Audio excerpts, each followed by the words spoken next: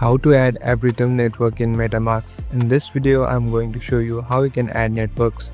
First of all, open the application. Now here on the right bottom, you can see the settings icon.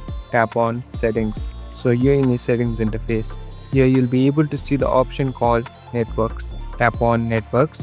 So this is the section where you can customize and add the networks that you like.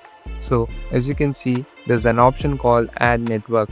Can directly tap on add networks, or here are some pop-ups available. So we want to add Arbitrum 1, so tap on it. Now as you can see, it has popped up.